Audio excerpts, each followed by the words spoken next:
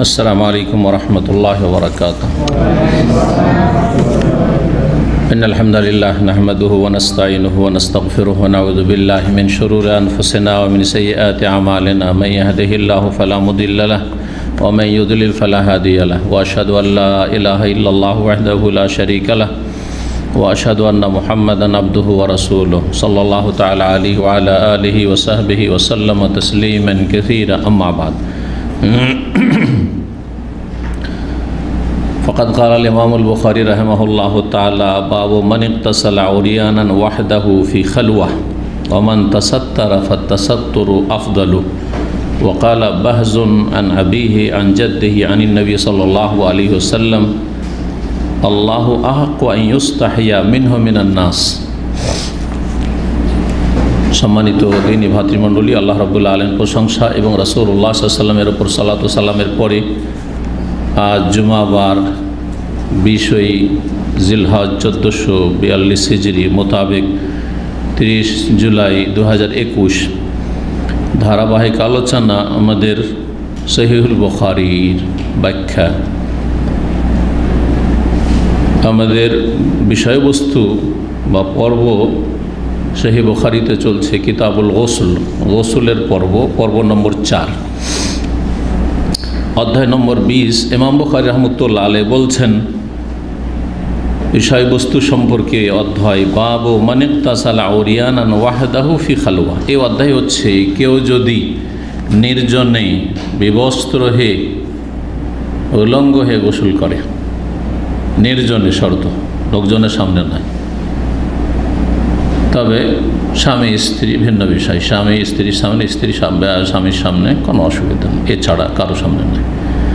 নির্জনে একাকী কেউ যদি উলঙ্গ হয়ে গোসল করে তো এর হুকুম কি?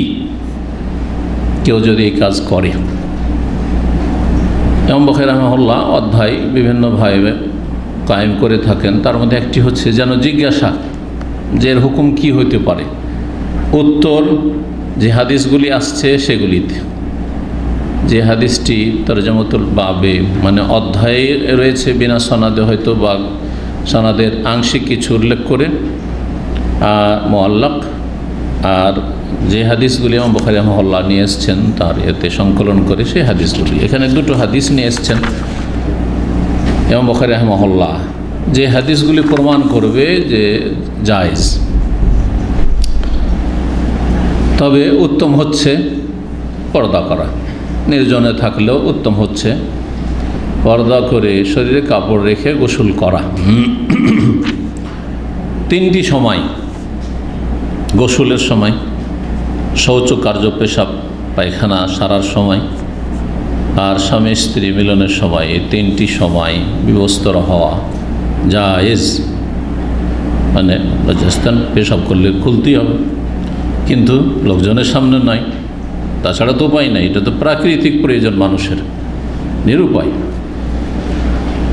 তাহলে পেশাব পায়খানার ক্ষেত্রে মানুষের কিন্তু দ্বিমত হওয়ার কোনো চান্স নেই, কারণ উপায় নেই। বাকি থাকলো এই দুটো সময়। এক শ্রেণীর লোকেরা সেখানেও নাজায়েজ বলে থাকে, কিন্তু নাজায়েজের কোনো দলিল কোরআন হাদিসে নেই। নাজায়েজ হওয়ার, স্বামী স্ত্রী মিলনের সময় বিবস্ত্র হওয়া, নাজায়েজ গোসলের সময় নির্জনে গোসল করতে গিয়ে বিবস্ত্র হওয়া নাজায়েজ, এর কোনো দলিল নেই, বরং এর বিপরীত দলিল রয়েছে যে জায়েজ। তবে এও দলিল রয়েছে যে উত্তম হচ্ছে তাসাত্তুর, বস্ত্র শরীরে রাখা, পর্দা করা যথাসাধ্য। জি, মানুষ থাক আর না থাক, আল্লাহ রাব্বুল আলামিন দেখছেন। আল্লাহ বেশি হক রাখেন যে তাকে লজ্জা করা হোক। মালায়েকা তাদেরকে লজ্জা করা উচিত, কিন্তু আল্লাহ রাব্বুল আলামিন পেশাব পায়খানার অবস্থায় দেখছেন, মালায়েকা দেখছেন।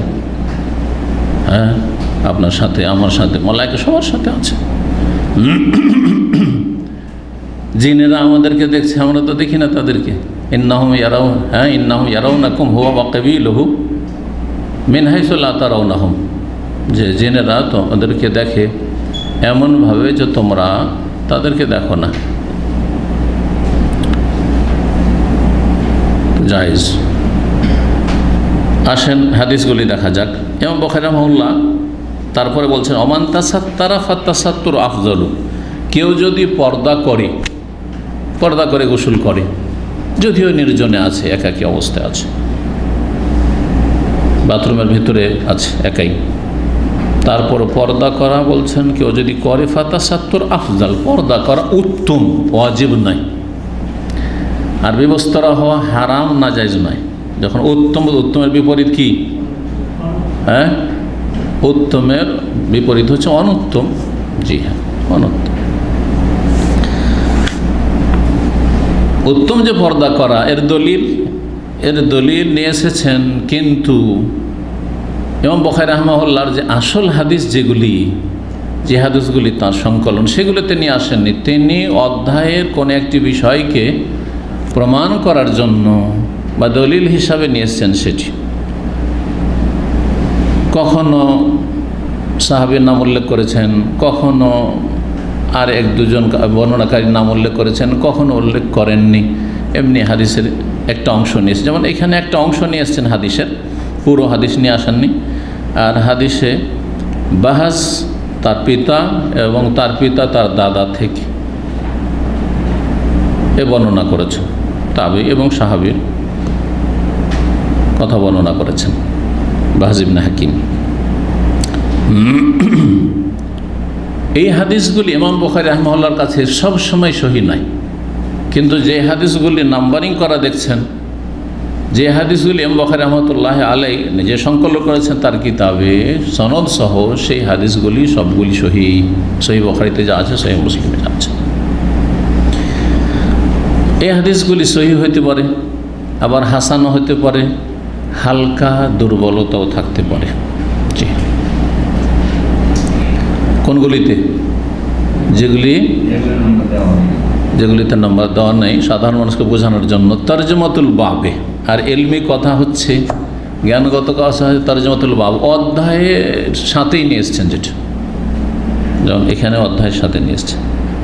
পর্দা করা উত্তম, এর দলিল হিসাবে বাহাস বিন হাকিম রাদিয়াল্লাহু তাআলা আনহু বর্ণনা করছেন তার পিতা থেকে, তার পিতা তার দাদা থেকে বর্ণনা করছেন, তিনি সাহাবী, তার দাদা নবী সাল্লাল্লাহু আলাইহি ওয়াসাল্লাম থেকে বর্ণনা করছেন। কি হাদিস? হাদিসের শেষ অংশটুকু এতে রয়েছে। পুরো হাদিস কি রয়েছে? ইহফাজ আওরাতাকা ইল্লা মিন যাওজাতিক, তুমি তোমার লজ্জা স্থান সুরক্ষিত রাখো একমাত্র তোমার স্বামী অথবা স্ত্রী ছাড়া। জৌজ স্বামীকে বলা হয়, জৌজ স্ত্রীকে বলা হয়, যদিও স্ত্রীর জৌজাতুন, কিন্তু ইল্লা আজওয়াজিহিম, জৌজ মানে যুগল, জোড়া, স্বামীর জন্য, পুরুষের জন্য জোড়া হচ্ছে তার স্ত্রী, আর স্ত্রীর জন্য তার স্বামী।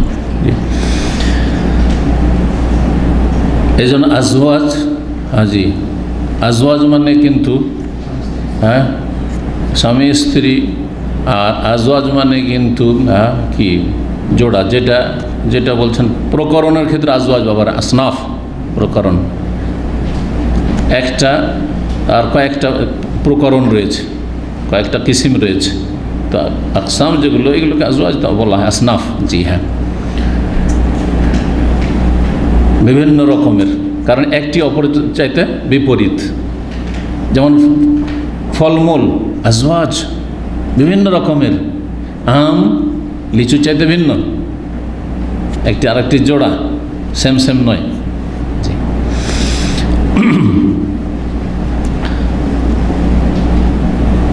হাদিসে কি রয়েছে? হেফাজ আওরাতাকা, তোমার লজ্জা স্থান হেফাজত করো একমাত্র তোমার স্বামী ছাড়া, তোমার স্ত্রী ছাড়া। তার মানে স্বামী স্ত্রীর সামনে লজ্জা স্থান আবৃত করা ফরজ নয়, জি অজিব নয়, দেখে রাখা ভালো, প্রয়োজনে জায়েজ আছে বিবস্ত্র হওয়া।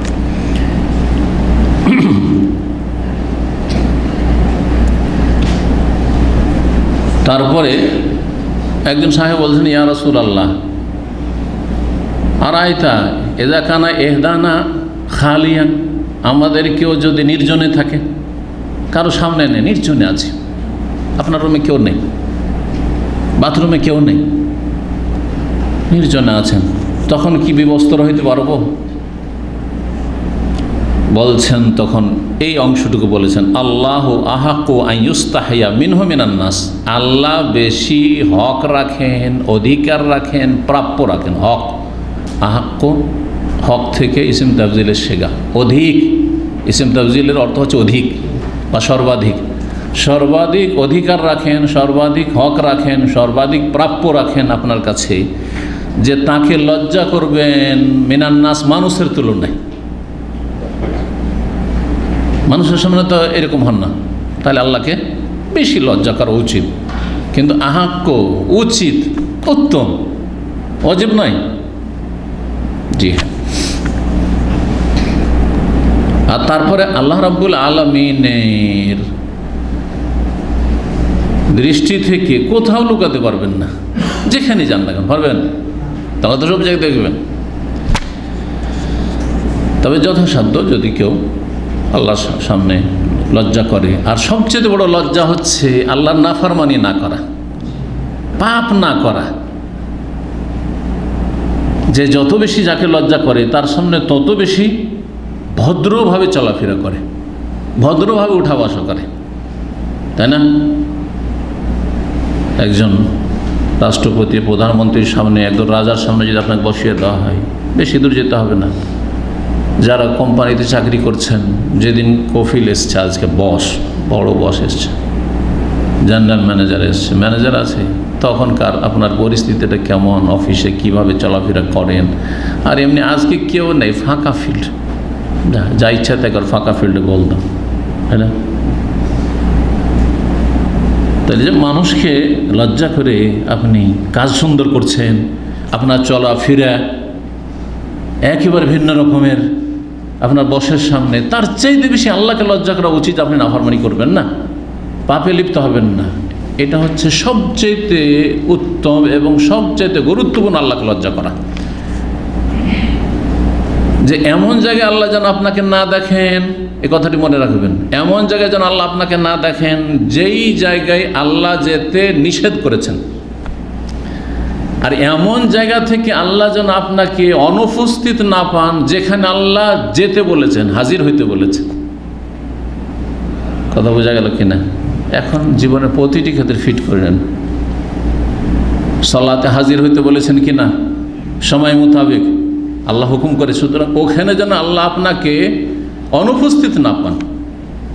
নেকির কাজে সবসময় হাজির, এলেম শিখা হাজির, আমল করায় হাজির, দিনের দাওয়াতে, ভালো কাজে, মানুষের উপকার করায় হাজির হইতে হবে। আল্লাহ পছন্দ করেন কিনা, আল্লাহ হুকুম করেছেন কিনা। সুতরাং সেখানে যেন আল্লাহ আপনাকে গায়েব, অ্যাবসেন্ট না পান। আর যেখানে যেতে আল্লাহ নিষেধ করেছেন, বহু নিষিদ্ধ কথা কাজ রয়েছে, সেখানে যেন আপনাকে পাওয়া না যায়। এটা সবচেয়ে বড় আল্লাহকে লজ্জা করা। এই গুণ যার মধ্যে তৈরি হয়ে গেছে, আর বছরকে বছর আর মাসকে মাস ওয়াজ করার কোনো প্রয়োজন নেই, শুধু আমলের প্রয়োজন, আমলের প্রয়োজন। এমন জায়গা থেকে আমি অনুপস্থিত থাকবো না যেখানে আল্লাহ আমাকে থাকতে বলেছেন।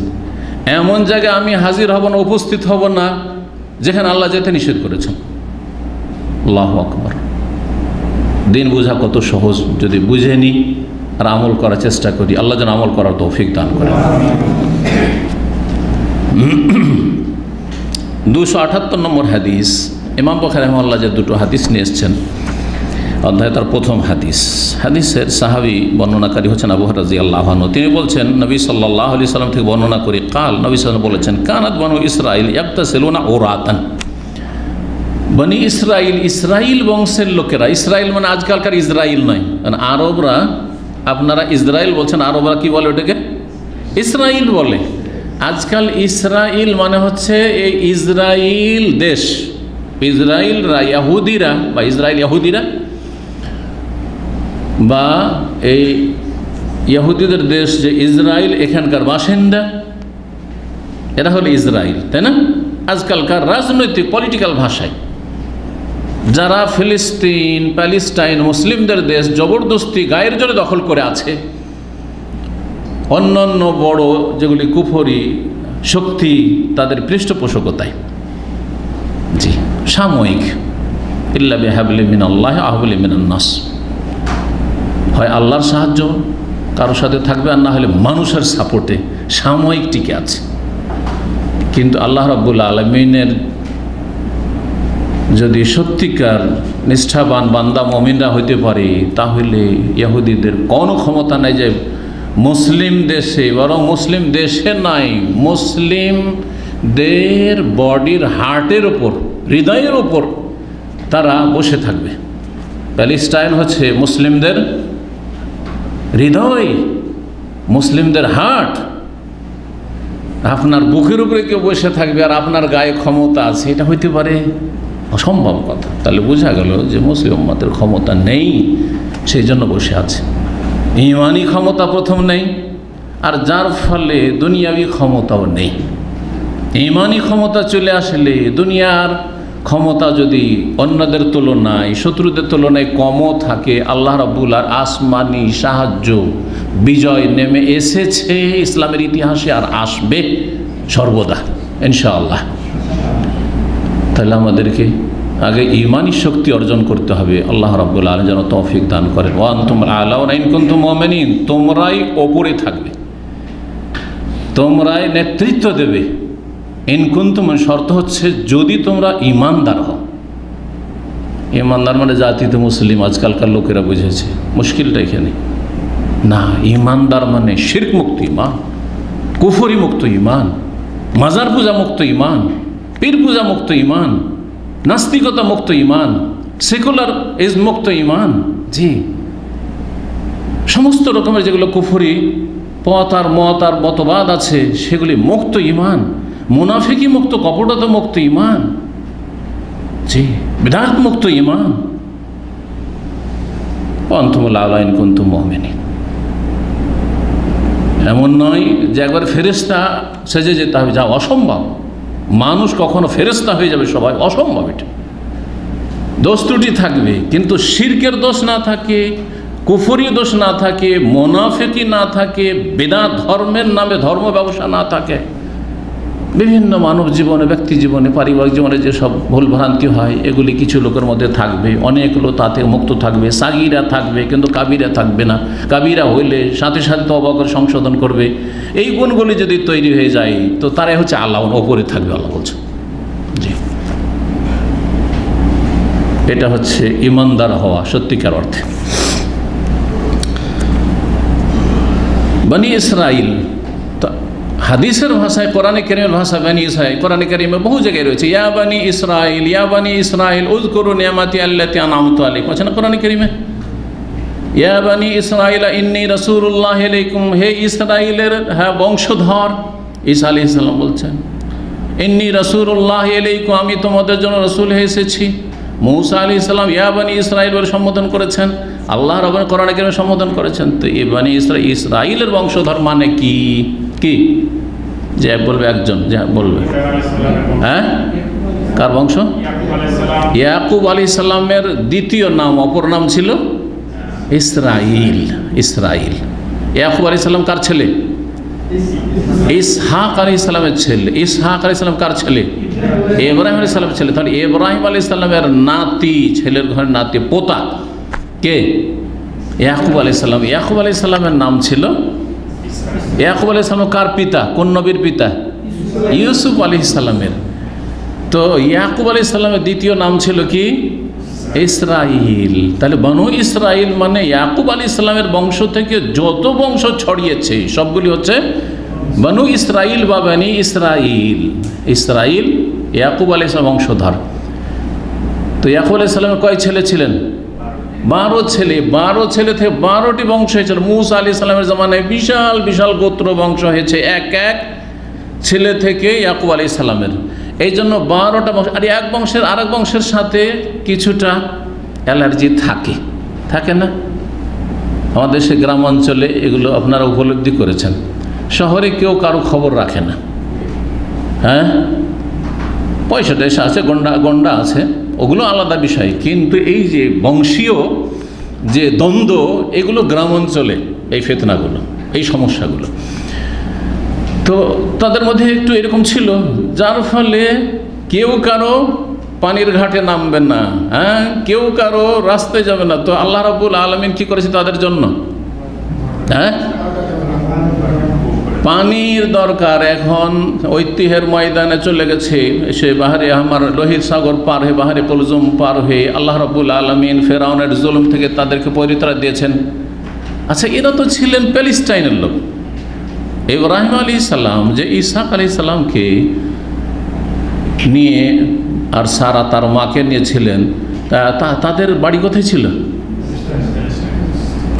ইব্রাহিম আলাইহিস সালামের আসল বাড়ি কোথায় ছিল দেখি একটু। ইরাক থেকে হিজরত করলেন যখন বাপ আজর শিরকুফুরি আর গোটা দেশ শিরকুফুরিতে ডুবে আছে, মানতে রাজি না, হিজরত করলেন তিনি তার স্ত্রী সারাকে নিয়ে আর সাথে একটা ভাইপো ভাতিজা লুতকে নিয়ে, এই তিনজনের কাফেলা কোথায় চলে গেলেন? প্যালেস্টাইন, মোবারক জমিনে। সেখানে গিয়ে যে ইব্রাহিম আলাইহিস সালাম বসবাস শুরু করলেন। ছেলে হয় না, ছেলে হয় না, ছেলে হয় না, ছেলে হলো ইসমাইল আলাইহিস সালাম। ছেলে হলো, আল্লাহ পরীক্ষা করলেন। এই ছেলেকে ইসমাইল আর ওর মা ছিল হাজার আর এক স্ত্রী, তাদেরকে দিয়ে আল্লাহ আবাদ করতে চাইলেন মক্কা। এখানে আল্লাহ পৌঁছিয়ে দিলেন, যাও ওখানে রেখে এসো। ফিরে চলে গেলেন কোথায়? আবার ফিলিস্তিনে। হ্যাঁ, যে সারা স্ত্রী আছে, আসল স্ত্রী আছে, ওই স্ত্রী তো ওটা ছিল দাসী। জি হ্যাঁ, হাজার ইসমাইল আলাইহিস সালামের মা। তো 203-এ যখন মিল হচ্ছিল না, আল্লাহ রাব্বুল আলামিন একটু দূরে রাখতে চাইলেন, সম্পর্ক ভালো থাকবে, দূরে থাকলে সম্পর্ক ভালো থাকে খুব বেশি। এই জন্য বন্ধুদের সাথে অত ঘাঁটাঘাঁটি করলে সম্পর্ক খারাপ হয়। হ্যাঁ, স্ত্রীর সাথে লকডাউনের জামানাতে বেশি ঝগড়া বিবাদ হচ্ছে, কিন্তু খবর রাখেন কিনা? সারা বিশ্বের খবর বলছি আমি তো দুনিয়ার খবর রাখি, কথা বলছেন। আরব দেশগুলিতে বাড়িতে বসে থাকার কারণে বা অন্য দেশেও, আপনার নিজের দেশেও ঝগড়া বিবাদ, আর ঝগড়ার কারণে এই পরিসংখ্যান বলছি এটি জি মিডিয়ার, সেটা হচ্ছে যে তালাকের হার বেড়ে গেছে এই লকডাউনে, করোনার যুগে। অথচ আল্লাহ রাজা বালা মুসিবত, এতে তার মানুষের কান্নাকাটি করা হচ্ছে, তালাক কম হওয়া উচিত ছিল, তালাক আরও বেড়ে গেছে। কারণ বেশি সময় থাকলে ঝগড়া হওয়ার সম্ভাবনা বেশি। আর আসলো সারাদিন কাজকাম করছে, বাইরে ঘোরাফেরা করছে, আর আসলো মেহমানের মতো। যখন আসলো ক্লান্তি, আসলো খাওয়া দাওয়া করলো, এক আধ ঘন্টা গল্প করার কেউ সুযোগ পাচ্ছে, কেউ পাচ্ছে না, আর দিল একবারে লম্বা টানে ঘুমার। তারপর উঠে সকালে আবার ছুটলো, যে ব্যস্ততার জীবন আজকাল। তাহলে আর ঝগড়া হবে কখন? কথা বোঝা গেছে না? কি বলছিলাম? তো সুবহানাল্লাহ, আল্লাহর হিকমত। আমি যেটা বলতে চাইছি যে এই লোহিত সাগর, বাহারে আমার যেটা না, বাহারে কুলজুম, সেটা এইটা পার হওয়া কোত্থেকে আসলো? ফিলিস্তিনে ছিলেন তারা। ফিলিস্তিন থেকে মেসর কোথায় কীভাবে পৌঁছলেন? হ্যাঁ, ইউসুফ আলাইহিস সালামকে আল্লাহ যে ওই যে মেসরে পৌঁছে দিয়েছেন, আর মেসরের তিনি শাসন ক্ষমতা পেয়েছেন, সেখানকার অর্থ দফতরের নেতৃত্ব পেয়েছেন। তো আল্লাহ রাব্বুল আলামিন যখন তাকে সেখানে নেতৃত্ব দিলেন, যে ভাইয়েরা জুলুম অত্যাচার করেছিল তাদেরকে আল্লাহ সেখানে পৌঁছিয়ে দিল। লম্বা কিসা রয়েছে, সেদিকে যাচ্ছেন। সেখানেই ইউসুফ আলাইহিস সালামের যুগ থেকে আছেন এই বংশ, 12 ভাই। 12 ভাইয়ের ছেলে বাড়লো মুসা আলাইহিস সালামের জামানা চলে আসলো। মুসা আলাইহিস সালাম ওই বনি ইসরাইল বংশেরই, ওই বংশেরই, কিন্তু তাহলে ইব্রাহিম আলাইহিস সালামের বংশের। ঈসা আলাইহিস সালাম ওই ইব্রাহিম আলাইহিস সালামের বংশ। যখন মুসা আলাইহিস সালামের যুগ আসলো, ফেরাউনের সাথে যা দ্বন্দ্ব হইল, আর তারপর আল্লাহ মুক্তি দিতে চাইলেন গোলামি থেকে এই ইসরাইল বংশকে, তখন এই রাতারাতি আল্লাহর হুকুমে তারা এই বাহরে আহমার লোহিত সাগর পার হয়ে আসলেন। তারপরে এখানে আসার পরে পানির প্রয়োজন। আনিজরে আসাকাল হাজার, বাহার এক তো রাস্তার জন্য, রাস্তা তৈরি করার জন্য। আর যখন পানির প্রয়োজন এসে তখন পাথরে আল্লাহ বাড়ি মারতে, আনিজ রেব্বে আসাকাল হাজার ফান ফাজারাত মিন হুসনাতাই আশারাতা আইনান কাদ আলিমা কুল্লু উনাসি মাশরাবাহুম। সূরা বাকারা বলছে 12টি ঝর্ণা বের হইল, 12টি বাড়ি, এক বাড়িতে একটা করে ঝর্ণা। পাথর এই জায়গায়, আবার একটু দূরে, আর একটু দূরে, এই নয় একবারে এক জায়গাতেই 12টি ঝর্ণা বের হলো। আর ফানফাজারাত মিন হুসনাত আশারা আইনান কাদ আলিমা কুল্লু উনাসি মাশরাব। প্রত্যেক ব্যক্তি জেনে নিল যে কোনখান থেকে তাকে পান করতে, মানে আমার বংশের কোনটা ঝর্ণা। তাহলে প্রত্যেক বংশে এক একটা করে ঝর্ণা। আল্লাহ রাব্বুল বলছে কুলু ওয়াশরাবু মির রিজকিল্লাহ ওয়া লা তা'সাউ ফিল আরদি মুফসিদিন। আল্লাহ রিজিক খাও, ওপর থেকে খাবার আসছে, এদিকে পানি এখানে পাওয়া যাচ্ছে, মান্না সালওয়া নামছে, কত যে নিয়ামত আল্লাহ দিয়েছিল। এইসব নিয়ামতগুলি আল্লাহ এক সময় বনু ইসরায়েলকে দিয়েছেন, যেই নিয়ামত এই উম্মতে মুসলিমা পায়নি। অন্যদিকে অনেক নিয়ামত আল্লাহ দিয়েছেন, সেগুলি আলোচনার সময় নেই। তো সুবহানাল্লাহ, সেখান থেকে মুসা আলাইহিস সালাম তাদেরকে নিয়ে বের হলেন। আর তারপর আল্লাহ রাব্বুল আলামিন, তারপরে জিহাদ হলো, তারপরে ফিলিস্তিনে আবার ঢুকলেন, ফিরে আসলেন বাপদাদার জমিনে। তো এই বনু ইসরায়েল বলতে তাহলে কি? ইয়াকুব আলাইহিস সালামের বংশধর। আসল বিষয় ফিরে আসে, লম্বা হয়ে যাচ্ছে। বনু ইসরায়েল কি করতেন? ইয়াগতাসিলুন ওরাতান, তারা উলঙ্গ হয়ে গোসল করত। ইয়ানজুরু বাযুহুম ইলা বায, বরং তাদের শরীয়তের জনসম্মুখে উলঙ্গ হয়ে গোসল করা যায় ছিল, একে অপরকে দেখত, ব্যবস্থার অবস্থায় দেখত। আরে সেই যুগ তো আর এত উন্নত ছিল না, ধীরে ধীরে মানব জাতির উন্নতি হয়েছে। ওয়াকান মুসা ইয়াগতাসিলু, কিন্তু মুসা আলাইহিস সালাম আল্লাহর নবী, আল্লাহর রসুল, তিনি কিন্তু গোসল করতেন উলঙ্গ, তবে ওয়াহদাহু, একাকী, মানুষের সামনে নয়। আর অন্যরা মানুষের সামনে উলঙ্গ গোসল করতেন। উলঙ্গ হয়ে গোসল করাটা আজকে থেকে 4000-5000 বছর আগে যেটা, সেটা অসম্ভব কিছু নয়, স্বাভাবিক ছিল। যদি আজকেও হিন্দুদের গঙ্গা স্নান, নারী পুরুষ উলঙ্গ হয়ে আজকে এই একবিংশ শতাব্দীতেও যদি এটা বাস্তবে থাকে চোখের সামনে, একাকার হয়ে নারী পুরুষ উলঙ্গ হয়ে গোসল করছে, আউযুবিল্লাহ। গঙ্গা স্নান জানেন না হিন্দুদের? ভারত খুব পবিত্র কাজ, জি হ্যাঁ, খুব পবিত্র কাজ। তাহলে সেই যুগে হওয়াটা স্বাভাবিক। এত উন্নতি করেও যদি ধর্মান্ধতা মানুষকে অবনতিতে নামিয়ে দেয়, তাহলে সেই যুগে তো কোনো উন্নতি ছিল না, কোনো সভ্যতায় তেমন ছিল না। যাই হোক, মুসা আলাইহিস সালাম একাই গোসল করতেন, কারো সামনে না, লজ্জাশীল ছিলেন। ফাকালু, তখন লোকেরা, এই ইসরায়েল ইহুদিরা, মানে বনু ইসরায়েল বংশের লোকের বনু ইসরায়েল ইহুদিরা এত নির্লজ্জ এবং এত বেয়াদব, এবং এদের যে এত বদমাইশি, সীমাহীন বদমাইশি এদের বিভিন্নভাবে ফুটে উঠেছে। আম্বিয়া রাসূলগণকে খুন করা থেকে শুরু করি, আল্লাহকে গালমন্দ করা থেকে শুরু করি, আল্লাহকে ফকির বলা থেকে শুরু করি, ইয়াদুল্লাহ মাগরুল, আল্লাহকে কৃপণ বলা থেকে শুরু করি। কি করেনি তারা ইহুদিরা? এমনি তাদের উপরে গজব নেই, আল্লাহর ক্রোধ নেই, এমনি তাদেরকে মাগদুব আলাইহিম সূরা ফাতিহা আল্লাহ বলেন নেই। ঠিক, ভালো করে শুনে রাখেন।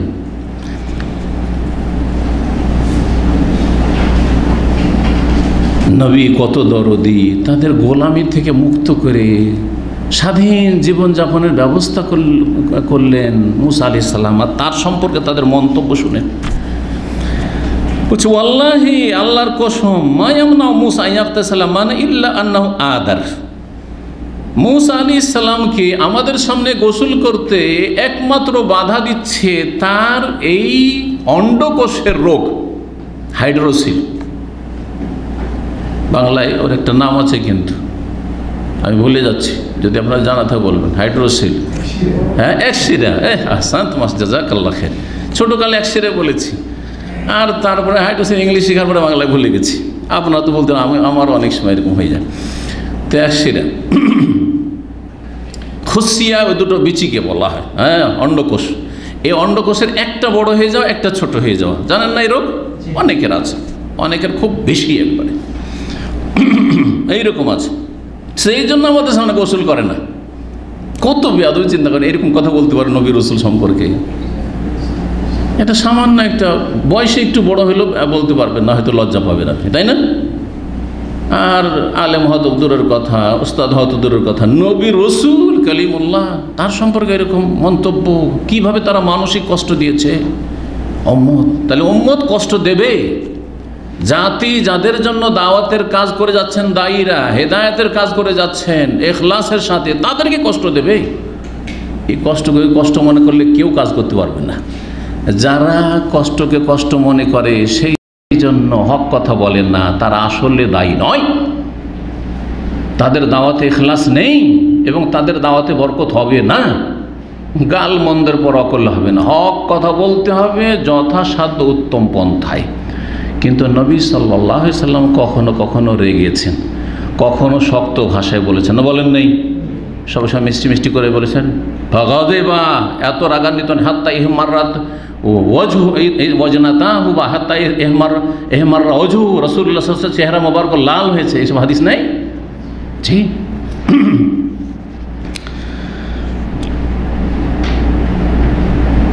ফাজাহাবা মাররা, আল্লাহ রাব্বুল চাইলেন যে এদের বেয়াদবি এদের চোখের সামনে দেখিয়ে দিই যে আমার রসুল মুসা আলাইহিস সালামের কোনো রোগ নেই, তিনি রোগমুক্ত। একবার মুসা আলাইহিস সালাম গোসল করতে গেছেন একাকি, দূরে, ওরা যেখানে আছে ওখান থেকে দূরে চোখের আড়ে যেয়ে গোসল করছেন। ফওয়াদা আসাব আল হাজার, কিন্তু বিবস্ত রহে গোসল করতেন। এটা হচ্ছে দলিল যে নবী রসুলগণ করেছেন। আর এই হুকুমকে রহিতকারী কোনো শরীয়তে কোনো বিধান আসেনি, আর এটা রাসূলুল্লাহ এই হাদিসে বর্ণনা করেছেন। সুতরাং গোসল করা বিবস্ত রহে নির্জনে জায়েজ, যেমন মুসা আলাইহিস সালাম করেছেন, যেমন আইয়ুব আলাইহিস সালাম, তারপরে হাদিসটা আইয়ুব আলাইহিস সালাম করেছেন, বিবস্ত রহে গোসল জায়েজ নির্জনে, হচ্ছে দলিল। এবং বুখারী রাহিমাহুল্লাহ এবং ইমাম মুসলিম রাহিমাহুল্লাহ এই হাদিসগুলো নিয়ে এসেছেন। কাপড় রেখেছেন কোথায়? পাথরের ওপর। ফাফাররাল হাজার বিসাবি, কিন্তু পাথর কাপড় নিয়ে পালাতে শুরু করেছে। সুবহানাল্লাহ, এই মুজিজা, এইটাও একটা মুজিজা, অসাধারণ, যে পাথর পালাইতে শুরু করেছে। ফাজামাহা মুসা ফি আসারিহি, মুসা আলাইহিস সালাম দৌড় দিলেন তার পিছনে। কাপড় নিয়ে পালিয়ে চলে যাচ্ছে, তো আমি কি করব, কোথায় পাবো কাপড়? ইয়াকুল সৌবিয়া হাজারো, সৌবিয়া হাজারো, এই পাথর আমার কাপড় নিয়ে কোথায় পালাচ্ছিস, আমার কাপড় নিয়ে কোথায় পালাচ্ছিস, সৌবিয়া হাজার করছেন আর দৌড় দিচ্ছেন। হাত্তা নাজারাত বনু ইসরাইল, পাথর দৌড়তে দৌড়তে পালাইতে পালাইতে এসে বনু ইসরাইলরা যেখানে গ্যাদারিং করেছিল, জমিয়ত করে, ওইখানে গিয়ে হাজির, ওখানে থেমে গেল। আর উপায় আছে? যেতেই হবে এখানে। সুবহানাল্লাহ। হাত্তা নাজারাত বনু ইসরাইল মুসা, বনু ইসরাইল এই বেয়াদবরা মুসা আলাইহিস সালামকে দেখতে পেল এই অবস্থায়, বিবস্ত্র অবস্থায়। ফাকালু, তখন তারা বলছে, আল্লাহ, আল্লাহর কসম করে বলছে, মা বেবুস আমিন বাসিন, আমরা তো ভুল ধারণা রাখছিলাম, খারাপ মন্তব্য করেছি, মিথ্যা কথা বলেছি আমরা। আউযুবিল্লাহ, মুসা আলাইহিস সালামের তো কোনো রোগ নেই, বাস মানে এখানে মারাদ, কোনো তো রোগ নেই। ওয়াখাদা সওবাহু, মুসা আলাইহিস সালাম তাড়াতাড়ি কাপড়টা নিলেন, কাপড় পরিধান করলেন।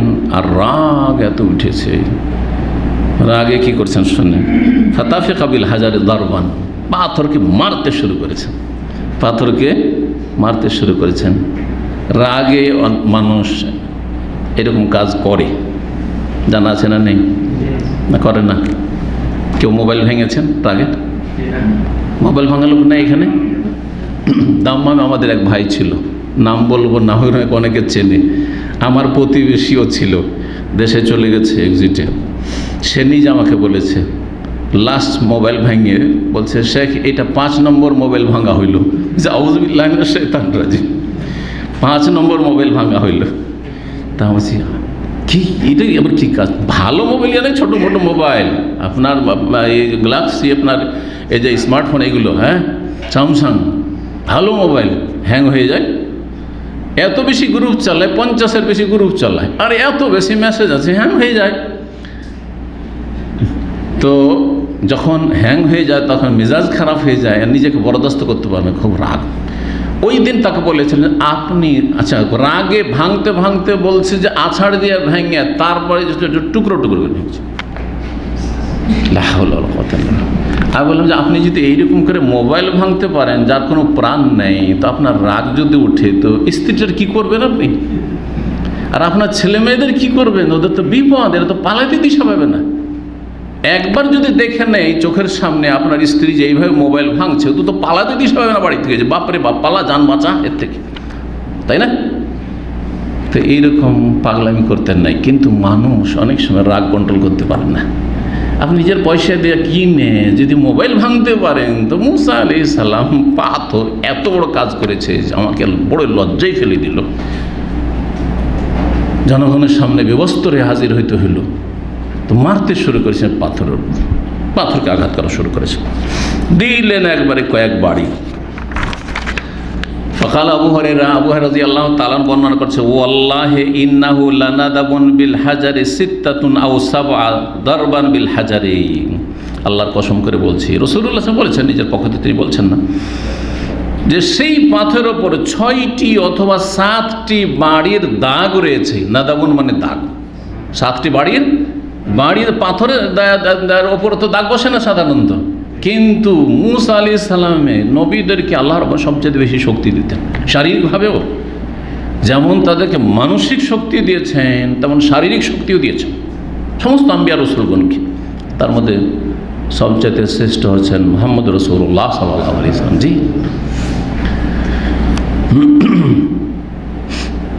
খন্দকের সময় এরকম ঘটনা ঘটেছে জানেন, যে একটি পাথরকে কেউ ভাঙতে পারছে না, রাসূলুল্লাহ বাড়ি দিলেন হয়ে গেল। জি, 6টি অথবা 7টি বাড়ি রয়েছে এই পাথরের ওপর। জি, হাদিস দ্বারা কি বোঝা গেল? যে নির্জনে উলঙ্গ হয়ে গোসল করা জায়েজ, কিন্তু উত্তম হচ্ছে শরীরে কাপড় রাখা। 279 নম্বর হাদিস, আবু হুরায়রা রাদিয়াল্লাহু তাআলা থেকে বর্ণিত, নবী সাল্লাল্লাহু আলাইহি ওয়াসাল্লাম থেকে বর্ণনা করছেন তিনি, এটা আবু হুরায়রা রাদিয়াল্লাহু তাআলার বর্ণনা হাদিস। বলছে বাইনা আইয়ুব ইয়াগতাসিল ওরিয়ানান, কোনো এক সময় আইয়ুব আলাইহিস সালাম উলঙ্গ হয়ে গোসল করছিলেন, বিবস্ত্র হয়ে গোসল করছিলেন। ফাখাররা আলাইহি জারাদুম মিন যাহাব, হঠাৎ করে স্বর্ণের পঙ্গপাল, জারাদ, আরব দেশে যারা থাকেন জারাদ বোঝেন, এইখানে এই যে ফড়িং, হ্যাঁ পঙ্গপাল ফড়িং, বাংলা এটাকে পঙ্গপাল বলে, জারাদ আসে না, এইদিকে কম আসে। এই জারাদ দেখেছি মদিনায় আর মক্কায়। এই কালে তো আপনারা দেখলেন, এই সোশ্যাল মিডিয়ার কালে ফেসবুকে দেখলেন, মসজিদ নববীতে আমরা যারা মদিনার স্টুডেন্ট ছিলাম, মসজিদ নববীতে একাধিকবার দেখেছি এত বেশি পঙ্গপালি ফড়িং পড়ে বিছিয়ে আছে। মসজিদ নববীতে যেগুলো ঢুকে, তার মসজিদ নববীতে ঢোকার সময় পুরাতন যে মসজিদ নবীর এলাকা দুটো খোলা জায়গা আছে, হাসওয়া বলে আরবিতে, খোলা জায়গা আছে না, যেগুলোতে ছাতার মতো করা আছে আর খোলাও থাকে, ওই খোলা জায়গাগুলোতে বিছিয়ে আছে। এরকম আমরা নিজের চোখে দেখেছি। তো হেজাজে, মক্কা মদিনার এলাকাকে হেজাজ বলা হয়, হেজাজে সবচেয়ে বেশি কি আসে, পঙ্গপাল আসে। পঙ্গপাল যখন মাঝে মধ্যে আসে তখন সৌদি আরবের দুশ্মন যারা, তারা হচ্ছে তৌহিদের দুশ্মন, তারা হচ্ছে সুন্নতের দুশ্মন, তারা সহি আকিদার দুশ্মন, তারা কোরআন স্বনির্ভেজাল দাওয়াতের দুশ্মন।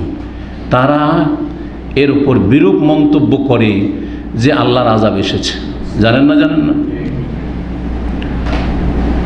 নাম না বললেও হয় না, মাঝে মাঝে এজন্য নাম বলতে হয়। বাংলাদেশের সবচেয়ে বড় আলেম যাকে মনে করছেন আর আল্লাহ বলছেন আজকাল, দিলওয়ার হোসেন সাঈদী, আল্লাহ ওনার হেফাজত করেন, আল্লাহ মাফ করেন। তার ছেলেদেরকে কি পয়দা করেছেন? শিয়া পয়দা করে রেখেছেন, রাফেজি শিয়া পয়দা করে রেখেছেন। এই গত 1.5 বছর আগে মন্তব্য করেছে, যখন এখানে পঙ্গপাল এসছে আর এই ধরনের আরও কোনো কিছু হয়েছে, যখন এরকম কিছু দুর্দিন হয়েছে, আল্লাহর গজব, আল্লাহর আযাব নেমে এসেছে সৌদি আরবের উপর, আর সবসময় প্রশংসা করতে আছে কার? ইরানের প্রশংসা করতে আছে। এই হলো জামাত ইসলামের খেদমত, মুসলিম জাতিকে, সুন্নিদেরকে শিয়া বানিয়ে দেওয়া।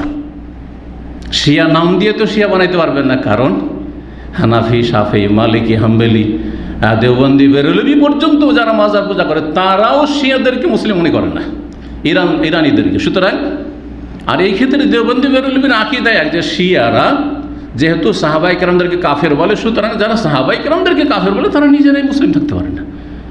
কিন্তু এই জামাতিরা কত মারাত্মক, ইখওয়ানিরা কত মারাত্মক, যে এরা শিয়াদের সবসময় প্রশংসা করে। আর শিয়ারা যাদের দুশ্মনীতে রাত দিন লেগে আছে, হুসিরা, ইরানের পক্ষ থেকে, ইরানের পৃষ্ঠপোষকতায় এই হুসি বিদ্রোহী এমানের যারা এইসব শিয়া রাফেজি, আল্লাহর লানত তাদের উপর, আল্লাহ রাব্বুল দুনিয়া আখিরাত তাদেরকে ধ্বংস করে, এদের সবসময় প্রশংসা করতে থাকে, এদের নেতাদের প্রশংসা করতে থাকে। এই হচ্ছে অবস্থা। আল্লাহ রাব্বুল এদের অনিষ্ট থেকে, এদের পৃষ্ঠপোষক এই জামাতিদের অনিষ্ট থেকে আল্লাহ মুসলিম উম্মাহর হেফাজত করেন। আপনার অজান্তে আপনাকে ইসলামের নামে আর আপনাদেরকে ক্ষমতা হাসিল করিয়ে দেবে, এই প্রতারণায় ফেলে রেখে আপনাদেরকে শিয়া বানাতে চায়। সুন্নিদেরকে ভালো করে শুনে রাখেন। জি, তো বলছিলাম এই পঙ্গপালের কথা। ফাজাল আইয়ুব ইয়াহতাসি ফি সাওবিহি, আইয়ুব আলাইহিস সালাম দেখলেন যে স্বর্ণের ফড়িং পড়ছে, গোল্ড, সোনা, স্বর্ণ ছাড়া যায়? মানুষ তো জমা করা তাড়াতাড়ি করে জমা করা শুরু করেছেন, কাপড়ে ভরা শুরু করেছেন। যেমন আমের দেশে যারা বাস করেছেন, আমরা ছোটকালে আম কুড়িয়েছি, আপনারা টুকানো বলেন, আম কুড়িয়েছি, খুব আম কুড়িয়েছি।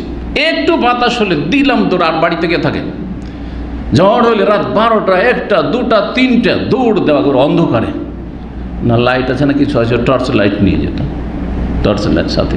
খুব আম কুড়িয়েছি একসময়। আর ফজলি আম, তাও আবার বড় বড় আমাদের ফজলি আম যে হয়,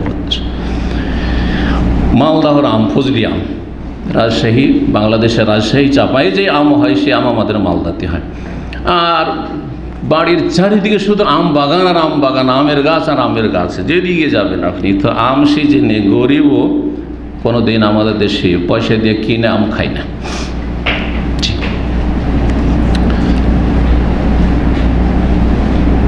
কাপড়ে ভরা শুরু করেছেন এই স্বর্ণের পঙ্গপালগুলি। ফানা দাহু রব্বহু, তার রব তাকে ডাক দিলেন, ইয়া আইয়ুব, আল্লাহ রাব্বুল আলামিন বলছেন, ইয়া আইয়ুব আলাম আকুন আগনাইতুকা আম্মা তারা, তুমি যা দেখছো এইসব যে স্বর্ণ আর স্বর্ণের পঙ্গপাল, এগুলো থেকে তোমাকে আমি অভাবমুক্ত করে দিইনি, অমুখাপেক্ষী করে দিই, তোমাকে যথেষ্ট ধন সম্পদ দিয়েছি, তারপরে কেন এই স্বর্ণ পোড়াচ্ছ? আর এগুলো গরিবদের জন্য ছেড়ে দাও, এটা আবার কি করছো? তোমাকে তো যা দিয়েছি যথেষ্ট, এটা করিনি কি?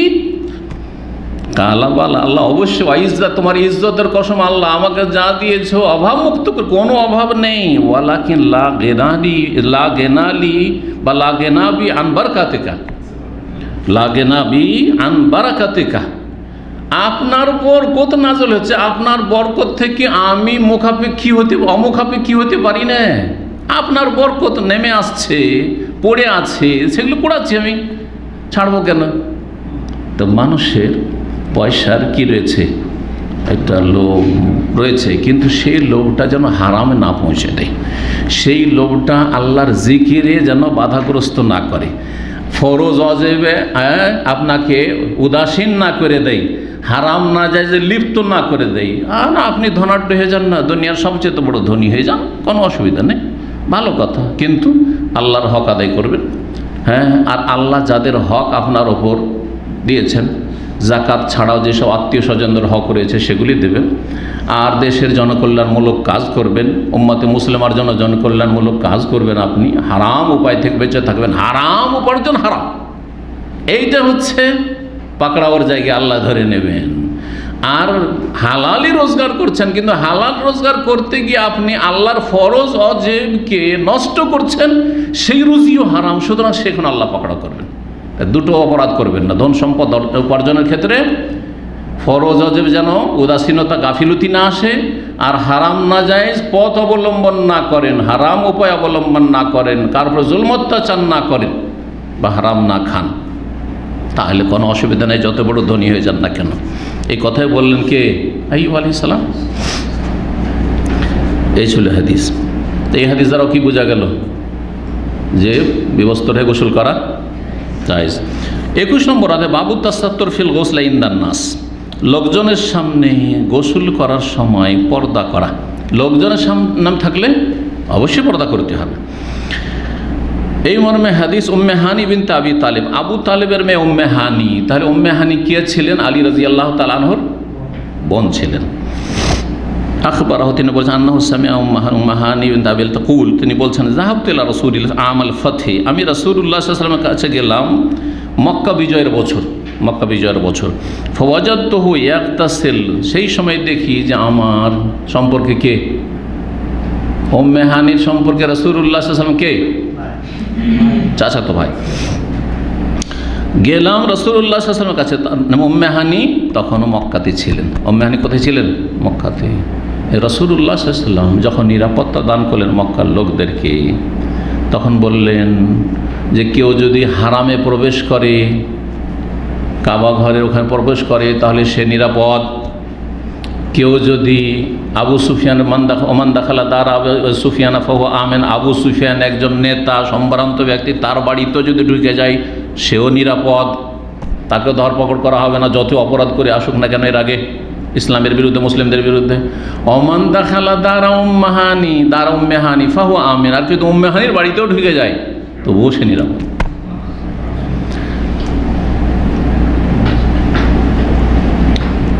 গোসল করছিলেন। ও ফাতেমা তো তাস্তরহু, সেই সময় ফাতেমা রাদিয়াল্লাহু তাআলা আনহা তার পর্দা করছিলেন। রাসূলুল্লাহ সাল্লাল্লাহু আলাইহি ওয়াসাল্লামকে কাপড় দিয়ে পর্দা করে ঘিরেছিলেন। তাই রাসূলুল্লাহ সাল্লাল্লাহু আলাইহি ওয়াসাল্লাম পর্দা করে গোসল করেছেন, কারণ চারপাশে লোকজন আছে। ফাঁকা আল্লাহ, তখন রাসূল বলেন মান হাজিহি, এটা কে? আড়ে আছেন, দেখতে পাচ্ছেন না রাসূলুল্লাহ সাল্লাল্লাহু আলাইহি ওয়াসাল্লাম, কে? একজন কেউ এসছে, কে? ফাকুলতু, তখন আমি বললাম আনা উম্মু হানি, আমি হচ্ছি উম্মু হানি। আপনাকে যদি কেউ জিজ্ঞাসা করে কে বলছেন, তো কি বলবেন? আমি বলছি। যেমন গেটে, কারো গেটে গেলে অনেকে বলে হ্যাঁ কে বলছে, আমি বলছি আমি। নবী সাল্লাল্লাহু আলাইহি ওয়াসাল্লাম এটাকে অপছন্দ করেছেন। আনা আবার আমি কি জিনিস? তোমার মতো তো শয়তান আওয়াজ করতে পারে, শয়তান রূপ ধরে এসে নাম বলতে হবে। কি বলতে হবে? আব্দুল্লাহ বলছি। বিশেষ করে বাড়িতে, নিজের বাড়িতে গেলে কিন্তু আমরা এরকমটা করি, বাহাদুরি দেখা। স্ত্রীকে ওর নাম বলবো, আপনার স্ত্রী যাত্রার জন্য খুলে দেবেন। নক করেছেন বা বেল বাজিয়েছেন, কে জিজ্ঞেস করছেন, আমি, খোলো। সব লোকই প্রায় করছেন। এটা সুন্নাতের খেলাফ কাজ না? না, আপনার মতো করে জিন শয়তান এসে বলতে পারে। খবরদার এরকম করবেন না। আপনারা যারা পুরুষরা আছে, স্ত্রী আছে, বাচ্চারা আছে, আমি আছি বাবা খোলো, না, বলে যে আমি অমুক আছি, নাম বলতে অসুবিধা দেখি। সুন্নাতের আমল করতে শিখেন।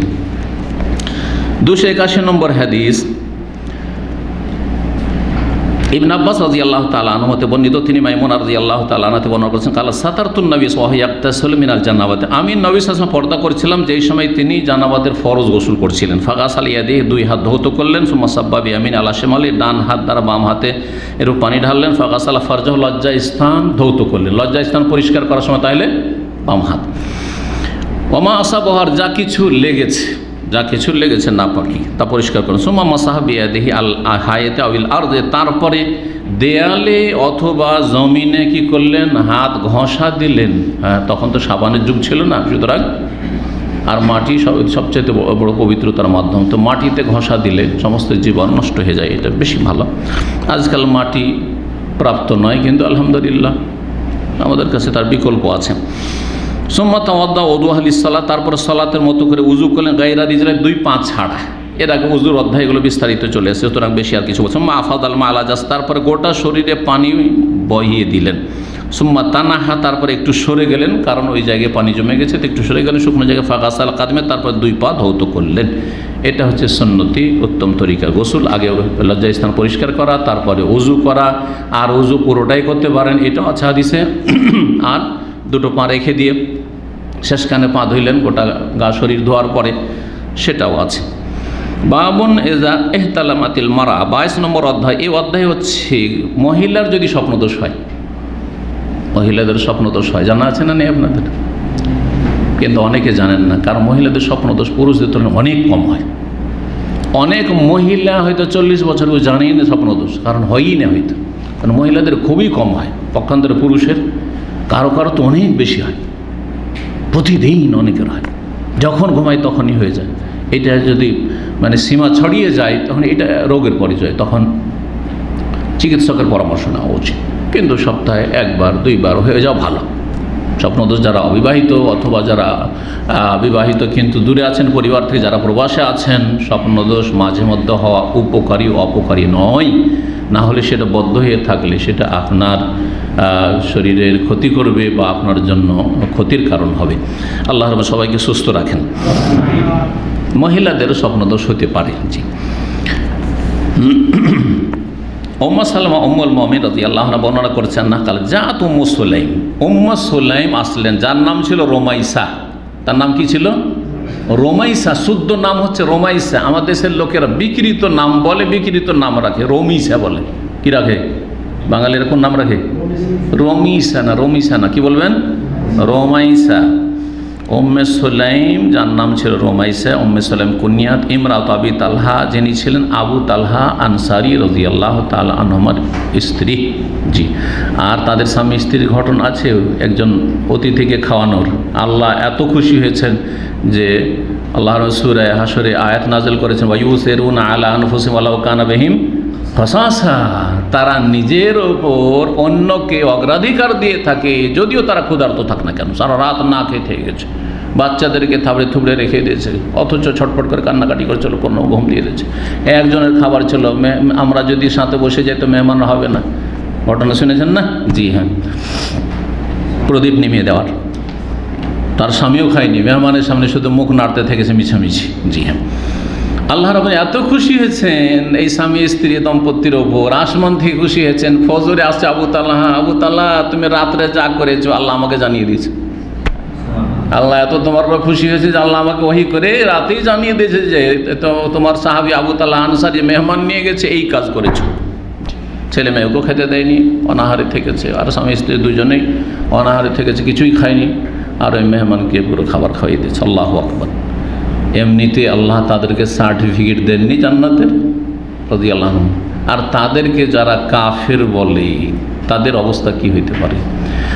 আর যারা সাহাবায়ে কেরাম রাদিয়াল্লাহু আনহুমকে যাদের আল্লাহ সার্টিফিকেট দিয়েছেন বহু আয়াতে কোরআনে কারীমে বিভিন্ন ভাষা দিয়ে, তাদেরকে যারা কাফের বলে শিয়া রাফেজি, তাদের পৃষ্ঠপোষক করে, তাদের পিছনে পিছনে ঘুরে, তাদেরকে আদর্শ মনে করে, তাদের এই জালেমানা তাদের যে বিপ্লব সেটাকে তাদের আদর্শ মনে করে সেই রকমের বিপ্লব ঘটাতে চায় সারা বিশ্বের মুসলিম দেশগুলিতে। এদের অনিষ্ট থেকে সতর্ক সাবধান করছি, সাবধান হয়ে যান এখন না। আল্লাহ সাবধান হওয়ার জাতিকে তৌফিক দান করুন। জি,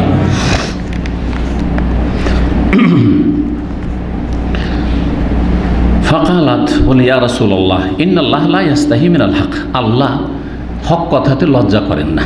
ভূমিকা বাঁধলেন, একটা এমন লজ্জাকর কথা বলবেন, বলতেও লজ্জা লাগছে কিন্তু না বললে হয় না। তাহলে বোঝা গেল যে কাউকে যদি এরকম মাসলা জিজ্ঞেস করেন, পুরুষরা তো কম লজ্জা করে একটু, যেন কোনো শাইখকে জিজ্ঞেস করছেন, কিন্তু মহিলাদের তো স্বাভাবিক একটু লজ্জা লাগবে। তাহলে এরকম ভূমিকা বাঁধা যেখানে ফিতনার আশঙ্কা নেই, এই জন্য ফিতনার আশঙ্কা নেই এর একটা দিক হচ্ছে মহিলারা যখন মাসলা জিজ্ঞেস করবেন কোনো পুরুষ শেখকে, প্রথম দেখবেন যে সেই শেখ দিনদার পরহেজগার আপনার নজরে, এক। দুই নম্বর দেখবেন যে সেই শেখ যতই দিনদার পরহেজগার হোক না কেন, তারপরও সে যেন যুবক না, একটু বয়স 50-এর উপরে চলে গেছে, 50, 60, 70 এইরকম বৃদ্ধ মানুষকে, বৃদ্ধ শেখকে জিজ্ঞেস করেন, কারণ তার নারীদের চাহিদা কমে এসছে। কিন্তু নতুন একজন আলেম দায়ী, 25 বছর 30 বছর বয়স, 40 এইরকম, শয়তান তাকে নিয়ে খেলা করার সুযোগ বেশি পেতে পারে, তার ইমানে দুর্বলতা কখনো চলে আসতে পারে। সুতরাং এই যে আজকাল মহিলাদের জিজ্ঞাসাবাদ যে কোনো শেখকে পেলেই হইল, আরে 25-30 বছরে নতুন নতুন ফারেক হয়েছে, এখনও ফারেক হয়নি, মদিনায় লেখাপড়া করছে অথবা কোনো জায়গায় লেখাপড়া করছে, মহিলারা তাদের কাছ থেকে কথা বলে টেলিফোনে অথবা ভয়েস দিয়ে তাদের কাছ থেকে আপনার মাসলা মাসাইল জানছে। তাদের মানে বিশেষ করে এই ধরনের মাসলা মাসাইলগুলি এগুলো মোটেই উচিত নয়, এগুলো বড়ই ফিতনার কারণ। আজকাল দিনী ভাই দিনী বোনের নামে এইখানেই ফিতনা হচ্ছে, এখানে ফিতনা হচ্ছে, সাবধান কিন্তু। জি, তো আল্লাহ আমাদের সমস্ত ফিতনা থেকে যেন বাঁচিয়ে রাখেন, মহিলাদেরকে পুরুষদের ফিতনা থেকে বাঁচিয়ে রাখেন, আর পুরুষদেরকে মহিলাদের ফিতনা থেকে আল্লাহ বাঁচিয়ে রাখেন। আল্লাহ হক কথায় লজ্জা করেন না, ভূমিকা বাঁধলেন। হাল আলাল মারআতি মিন গুসলিন ইযা হিয়া ইহতালামাত, মহিলাকেও কি গোসল করতে হবে যদি স্বপ্নদোষ হয়ে যায়? তার মানে এই রুমাইসা রাদিয়াল্লাহু তাআলা উম্মে সুলাইমের কি হইতো? স্বপ্নদোষ হইতো। ফাকালা রাসূলুল্লাহ, হ্যাঁ ফাকালা রাসূলুল্লাহ সাল্লাল্লাহু আলাইহি ওয়াসাল্লাম, নাম হ্যাঁ হ্যাঁ অবশ্যই গোসল করতে। ইযা রাআতিল মা, তবে যখন বীর্য দেখবে, পানি দেখবে যে কাপড় ভিজা আছে, বীর্যপাত হয়েছে। স্বপ্নদোষ, স্বপ্নদোষ বলতে কি? স্বপ্নদোষ মানে কখনো কখনো হয়তো একজন পুরুষের কোনো এক মহিলার সাথে পরিচিত অথবা অপরিচিত সহবাস হচ্ছে স্বপ্নযোগে। স্বপ্নযোগে কী হচ্ছে? সহবাস হচ্ছে। সহবাস হওয়ার পরে বীর্যপাত হতে পারে, আবার নাও হতে পারে, বীর্যপাত হতে পারে, আবার নাও হতে পারে। তো এই হাদিস দ্বারা কি বোঝা গেল? হয়তো কোনো একটা পুরুষের সাথে, সেটা নিজের স্বামীর সাথে হইতে পারে, আবার অনেক সময় ভালো মানুষেরও এতে কিন্তু অনেক মহিলা পেরেশান হয়ে যায় বা অনেক পুরুষরা পেরেশান হয়ে যায় যে আমার ইমানে কি দুর্বলতা চলে এসছে, আমি একটা বেগানা মহিলাকে কেন এরকম স্বপ্নে দেখলাম, আর স্বপ্ন দোষ হয়ে গেলাম। অথবা কোনো মহিলা, বিশেষ মহিলাদের আরও কষ্টকর যদি দিনদার মহিলা হয়, যদি কোনো বেগানা পুরুষকে দেখে নাই যে আমার সাথে সহবাস করছে, তখন মনে করে যে আমি কি এত আর আমার ভাগ্য খারাপ যে এরকম খারাপ স্বপ্ন দেখলাম। কখনো কখনো বাহ্যিক স্বপ্ন খারাপ লাগে, কিন্তু তার তাবির, তার ব্যাখ্যা অনেক ভালো হয়, এটাও মনে রাখবেন। এই জন্য বাহ্যিক স্বপ্ন খারাপ দেখলেই সেটাকে আপনি নেগেটিভ হিসাবে নেবেন না, খারাপ হিসাবে নেবেন না। জি, এই মর্মে বাদশাহ হারুন রশিদ রহমতুল্লাহ আলাইহির স্ত্রী জুবাইদা, যে জুবাইদার নহর এই মেনা, আরাফা, মুজদালিফা এগুলোতে যে নহর খনন করানো হয়েছিল, করিয়েছিলেন তিনি, সেই মর্মে তার স্বপ্নের কথা শুনেছেন কোনো দিন? শুনেছেন না? না শোনেননি? কয়জন শোনেননি? অনেকে হাত তুলছেন। তিনি একবার স্বপ্ন দেখছেন, আর প্রখ্যাত তাবি, স্বপ্নের বিবরণ দানকারী, মানে সবচেয়ে প্রখ্যাত মোহাম্মদ বিন সিরিন রহমতুল্লাহ আলাইহি, সেই যুগ ছিল। স্বপ্ন দেখছেন যে লোকজন একের পর এক আসছে আর তার সাথে সহবাস করছে। বড়ই নেক মহিলা ছিলেন, বড়ই নেক মহিলা ছিলেন। এই স্বপ্ন দেখার পরে সকাল থেকে খুব কান্না শুরু করেছেন। এমনটা কেন হইল? পেরেশান হয়ে গেছেন, এমন কেন স্বপ্ন দেখলাম? তার যে দাস ছিল, গোলাম, তাকে বললেন যে, অথবা স্বামীকে বললেন, যেটি হোক, তো দাসের মাধ্যমে ইবনে সিরিন কাছে এই স্বপ্নের তাবির জানতে চাইলেন।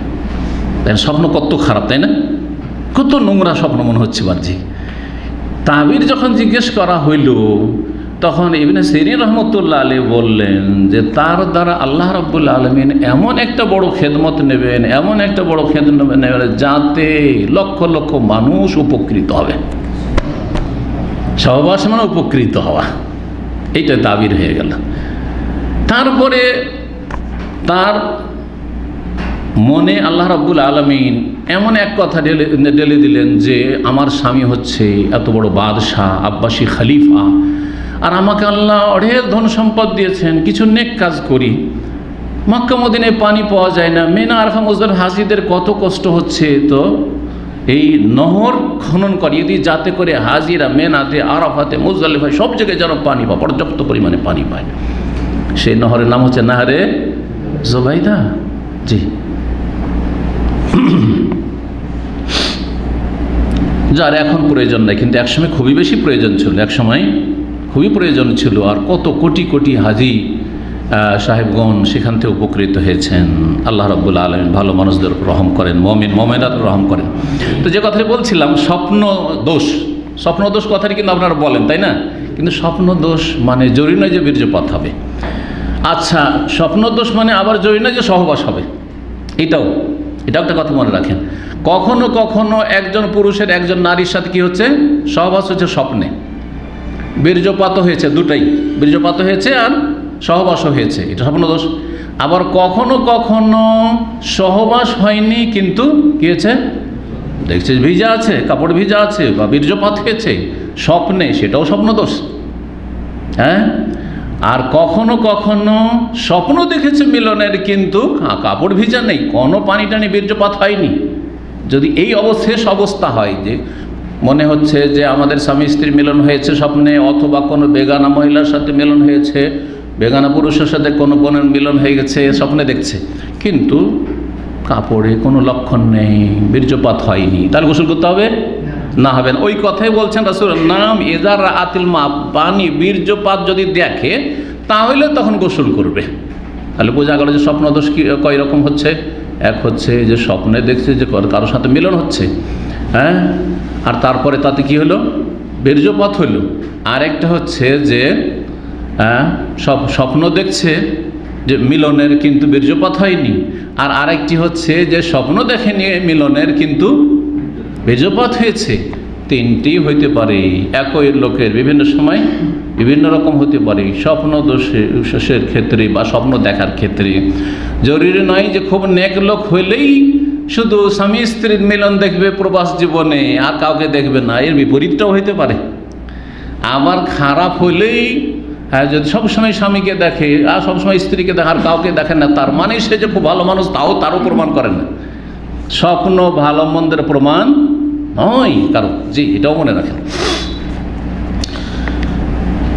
23 নম্বর অধ্যায়, বাবু আরাকিল জুনুবি ওয়া ইন্নাল মুসলিমা লা ইয়ানজুসু। এই অধ্যায় হচ্ছে নাপাক যার গোসল ফরজ হয়ে আছে স্বামী স্ত্রী সহবাসের মাধ্যমে অথবা স্বপ্নদোষ হওয়ার মাধ্যমে, তার ঘাম সম্পর্কে, যে তার শরীর হুকমি নাপাক কিন্তু হাকিকি নাপাক, যে গায়ের ঘামগুলো নাপাক হয়ে যাচ্ছে, ছুঁলে নাপাক হয়ে যাবে এরকম না।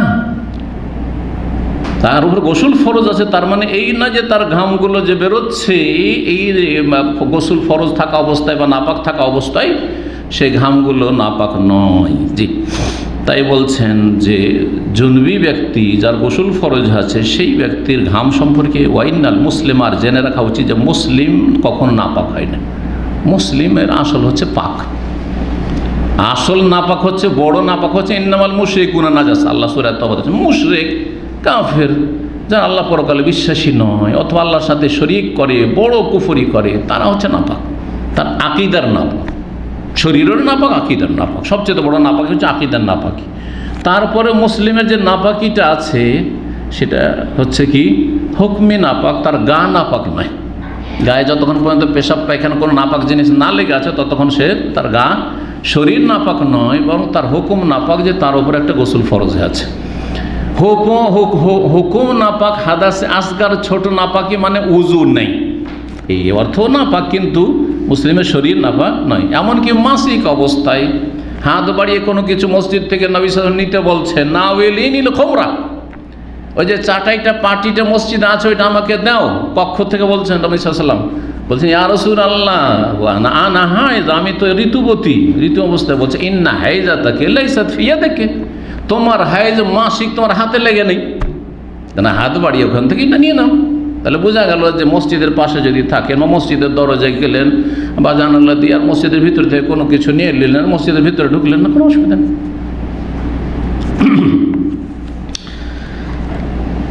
আবু হুরায়রা রাদিয়াল্লাহু তাআলা আনহু থেকে বর্ণিত বলছেন আন্না নবী সাল্লাল্লাহু আলাইহি ওয়াসাল্লাম ফি বাযি তারিকিল মদিনা ওয়া হুয়া জুনুবুন।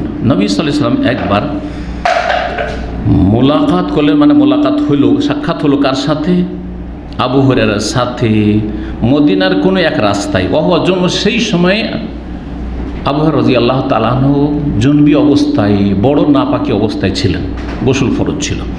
ফান খানাস্তু মিনহু, বলছেন তখন আমি সেখান থেকে টান দিলাম। ইনখানাস মানে চুপ করে টান দেওয়া। জি, ফাজাহাবা ফাকতাসালা, গেল, তারপর গোসল করল। সুম্মা যা ফাকালা আইনা কুনতা ইয়া আবু হুরায়রা, আবু হুরায়রা কোথায় গিয়েছিলেন? দেখলেন হঠাৎ করে আবু হুরায়রাকে, আর তারপরে কোথায় চোখ গায়েব হয়ে গেল।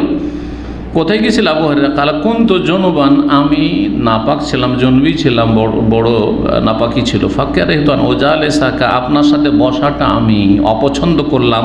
ওয়ানা আল গায়রে, তাহারা নাপাক অবস্থায়, সেজন্য দৌড় দিয়ে গোসল করে আসলাম, তারপর আপনার সাথে দেখা করলাম।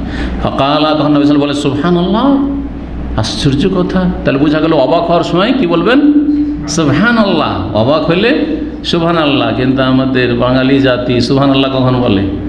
যখন এই জাল ভুয়া কিস্সা শুনে, জাল ভুয়া শুধু কেরামতি শুনে, শিরকি বেদাতি কেরামতি শুনে সুবহানাল্লাহ সুবহানাল্লাহ বলেন, সুবহানাল্লাহ। তার বক্তাও পয়সা ইনকাম করতে হয়, বলেন সুবহানাল্লাহ। ও জবরদস্তি বলাবে সুবহানাল্লাহ, বলেন সুবহানাল্লাহ। 1 মিনিট 2 মিনিট পর পর টাইম তো পাস করতে হবে, পুঁজি তো আর বেশি কিছু নাই, তো কিছু কাটলো সুবহানাল্লাহ করতে করতে। এরকম আমি সুবহানাল্লাহ বলার করছি না, আপনি জিকির আজকার করেন, কিন্তু এইভাবে মাহফিলে বলেন সুবহানাল্লাহ খালি, এইটা তরিকা না। নিজে খুব সুবহানাল্লাহ বলেন, আলহামদুলিল্লাহ বলেন, সবসময় বলেন। রাসূলুল্লাহ সর্বদা আল্লাহর জিকির আজকার করতেন, কিন্তু এই তরিকা মিথ্যা কথা তো সুবহানাল্লাহ, শিরকি কথা তো সুবহানাল্লাহ, আর কুফরি কথাতেও সুবহানাল্লাহ, ধর্মের নামে যত ব্যবসা আছে সব সুবহানাল্লাহ সুবহানাল্লাহ। না না না,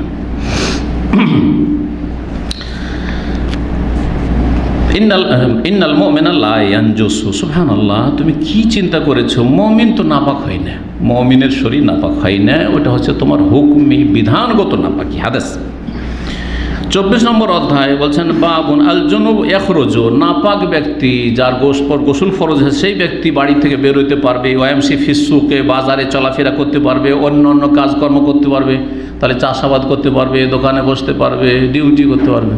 গোসল ফরজ হয়ে আছে আর ডিউটিতে চলে গেলেন অফিসে, জায়েজ না জায়েজ নয়? জায়েজ। বাস কখন জায়েজ নয়? যখন সামনে সলাতের সময় চলে, তাড়াতাড়ি দৌড় দেন, জোহরের আজান হইতে যাচ্ছে, গোসল করেন আর মসজিদে যান, জামাতে সলাত আদায় করেন। সলাতে রক্ত পার করা যাবে না, বাকি সলাতে রক্ত ছাড়া। মহিলারা কুসংস্কার আছে আমাদের সমাজে, আগের যুগের শাশুড়িরা যে কি জুলম অত্যাচার করতো বউদের ওপরে, বাবারে খুব জুলম অত্যাচার করেছে। জানতে পেরেছে যে বউ নাপাক আছে, ওকে হাঁড়ি ছুঁতে দেবে না, চুলার কাছে আসতে দেবে না, হ্যাঁ রান্নাঘরে ঢুকতে দেবে না, সাথে সাথে বেরিয়ে গোসল করো। আর না হলে কি যে গরম আর কি যে জুলম অত্যাচার, মানসিক মানে অশান্তি করে এই শাশুড়িরা অজ্ঞতার কারণে। অথচ সমস্ত কাজ করতে পারবে, সমস্ত কাজ করতে পারবে। উত্তম হচ্ছে উজু করে না, উত্তম হচ্ছে তাও ফরজ নয়, আবার উজু করে নিয়ে পাকশাক করুক, এটা হচ্ছে উত্তম। কিন্তু যদি উজু নাও করে তাও জায়েজ। আমি বলছি না যে উজু করবে না, উজু করে নেন, ভালো ফ্রেশ থাকবেন আপনি, আপনার নাফাকিটা অনেকটা হালকা হয়ে যাবে, মানসিক দিক থেকেও ফ্রেশ থাকবেন, শারীরিক দিক থেকেও আপনি ফ্রেশ থাকলেন। উজু করে নিয়ে তারপরে কাজকর্ম করেন, পুরুষ হোক অথবা নারী হোক। জোহরের সময় হতে যাচ্ছে আর বিলম্ব করিয়েন না, ফজরের সময় হতে যাচ্ছে আর বিলম্ব করিয়েন না। রাত্রে 8টা 9টার পরে সহবাস হয়েছে, অত স্বপ্নদোষ হয়ে গেছে, জরুরি নয় যে সাথে সাথে দৌড় দিতে হবে গোসল করার জন্য। ফজরের আগ পর্যন্ত আপনি থাকেন, তাহাজ্জুদ যদি পড়তে চান তাহাজ্জুদের আগে, আর না হলে ফজরের আজানের আগে আগে গোসল করেন। সহুর যদি করতে হয় তো সহুরের আগে গোসল করেন, বা সহুরের পরেও গোসল করা যায়, ব্যাস সালাতের জন্য। সহুরের পরে হাদিস আছে না, নবী সাল্লাল্লাহু আলাইহি ওয়াসাল্লাম ইউসবিহ জুনুবান, না পাক হয়ে জুনবি অবস্থায় সকাল হয়ে যেত, সহুর আগেই করেছেন, তাহলে বোঝা গেল যে গোসল ফরজ থাকা অবস্থায় সাহারি খাওয়া যাবে। আর সালাতের সময় হলে তখন কি করতে হবে? গোসল। আজানের পরে গোসল করেন, কোনো অসুবিধা নেই, আজানের পরে গোসল করতেন। ঠিক। প্রখ্যাত তাবি আতা রহমতুল্লাহ আলাইহি বলছেন ইহাতা যেমল জুনুব, জুনবি ব্যক্তি হেজামা করতে পারবে, হেজামা সিঙ্গা লাগানো। ওয়ায়ুকাল্লিমু আজফারাহু, নখ কাটতে পারবে। ওয়াহলে কোরাস, মাথা মুন্ডন করতে পারবে। ওয়াইনলাম ইয়াতাওয়াদ, উজু না করলেও, উজু না করে, তাহলে বোঝা গেল যে কাজকর্ম করতে পারবে উজু না করলেও। 284 নম্বর হাদিস, কাতাদা বলছেন যে আনাস বিন মালিক রাদিয়াল্লাহু তাআলা আনহু, তিনি তাদেরকে হাদিস বর্ণনা করেছেন, আন্নান নবী সাল্লাল্লাহু আলাইহি ওয়াসাল্লাম কানা ইয়াতুফু আলা নিসাই, নবী সাল্লাল্লাহু আলাইহি ওয়াসাল্লাম তার বিবিদের ঘরে ঘরে প্রদক্ষিণ করতেন, যেতেন। ইয়াতুফু তাফায়াতু মানে প্রদক্ষিণ, চক্কর লাগানো। প্রত্যেক বিবির কাছে যেতেন, ফিল্লাইলাতিল ওয়াহিদাতে, একই রাতে, ওয়াল্লাহু ইয়াউমাইযিন তিসউ নিসওয়া, সেই যুগে নবী সাল্লাল্লাহু আলাইহি ওয়াসাল্লামের একসাথে 9 বিবি ছিলেন, 9 স্ত্রী ছিলেন। 9 স্ত্রীর কাছে এক রাতে যেতেন, একের পর এক, একের পর এক। কিন্তু দুইজনের মাঝখানে যাদের একাধিক বিবি আছে, উজু করে নেওয়াটা ভালো, উজু করে নেওয়াটা ভালো। হাদিসে রয়েছে ফাইন্নাহু আনশাতুলিল আউদে, পুনরায় যে সহবাস, বরং একই স্ত্রী একাধিকবার আপনি মিলন, নতুন যারা বিবাহ শাদী করে একাধিকবার অনেক সময় মিলনে একই রাতে যায়, মাঝখানে উজু করে নিলে সেটাতে আপনি কি হয়ে যাবেন? বেশি অ্যাক্টিভ হয়ে যাবেন, আপনার মধ্যে অ্যাক্টিভিটি চলে আসবে, হ্যাঁ সক্রিয় হয়ে যাবে আপনার অঙ্গ প্রত্যঙ্গগুলি শারীরিকভাবে, তখন আপনি ভালো সক্রিয় হয়ে যাবেন। আনশাতুল আউদ, পুনরায় আপনার সহবাসে ফিরে আসার জন্য সেটা অধিক কী হবে? সক্রিয়তা হবে। এই হচ্ছে হাদিস। তো নবী সাল্লাল্লাহু আলাইহি সাল্লাম এক গোসলেই এক রাতে 9 বিবির কাছে গিয়েছেন, জায়েজ রয়েছে। এরকম যদি করেন, পালা নির্ধারণ করবেন, যাদের 2টো স্ত্রী আছে, একাধিক স্ত্রী আছে, পালা নির্ধারণ করবেন। কিন্তু পালার মাঝখানে যদি মনে করেন যে আজকে আর পালা নির্ধারণ করলাম না, 2জনকে জানিয়ে দিলেন, 3জনকে জানিয়ে দিলেন, যা 3টে আছে 4জনকে জানিয়ে দিলেন, আজকে তোমাদের সবার বাড়িতে 1 ঘন্টা করে 2 ঘন্টা করে আসবো, কোনো অসুবিধা নেই। দিন কত সহজ, জায়েজ। কিন্তু জানা থাকতে হবে, জানা নেই, কালো পালাতে আছেন, এসব পরে ওর বাড়ি থেকে শুরু করেছেন, আর রাতে 11টার সময় ওইটা টান দিয়েছেন, তো মার খেতে হবে না? হবে না? স্ত্রী যদি ওইরকম যদি দাপটওয়ালি হয় তো দিবে মায়ের ধরে, যে আমার রাতে কোথায় যাচ্ছ তুমি? জি হ্যাঁ, এয়ারপোর্টে দেখেছেন না, ধরে কাড়াকাড়ি করছে, টানাটানি করছে।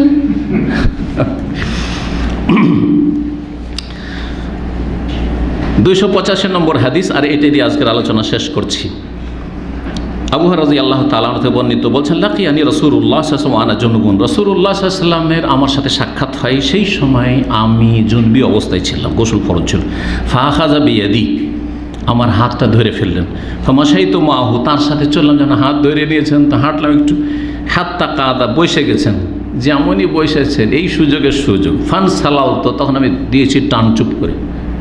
ইনশাআল্লাহ মানে চুপ করে টান দেওয়া, জি, না জানিয়ে টান দেওয়া। ফাতাই তো রাহলা, আর তারপরে বাসায় আসলাম। রাহাল অস্থায়ী বাসা, যেমন ট্যান্ট ট্যান্ট লাগানো আছে বা কিছু। ফাক্তাসাল, তো গোসল করলাম। সুম্মা যেহেতু, তারপরে আসলাম। আহুয়া কায়েদ, বসে আছেন নবী সাল্লাল্লাহু আলাইহি ওয়াসাল্লাম। ফাকাল আইনা কুনতা ইয়া আবু হুরায়রা, আবু হুরায়রা কোথায় গিয়েছিলে তুমি হঠাৎ করে? ফাকুলতু লাহু, আমি বললাম, ফাকুলতু লাহু, বললাম, ঘটনা বললাম যে ইয়া রাসূলুল্লাহ, আমার তো আসলে গোসল ফরজ ছিল, তো ভাবলাম আপনার সাথে বসবো, তো এই জন্য টান দিয়েছিলাম। ফাকালা সুবহানাল্লাহ, কী করলে তুমি? ইয়া আবু হুরায়রা, হে আবু হুরায়রা, তুমি এটাকে মনে হয় যে জরুরি মনে করে নিয়েছো। ইন্নাল মুমিনা লা ইয়ানজুসু, মুমিন ব্যক্তি আসলে নাপাক হয় না, মুমিনের শরীর নাপাক না। তুমি মুসাফা করো, সালাম করো, বসো, গল্প করো, কোনো অসুবিধা নেই। আশা করি বুঝতে পারছি। তবে যেটা বললাম যে উজু করে নেওয়াটা উত্তম।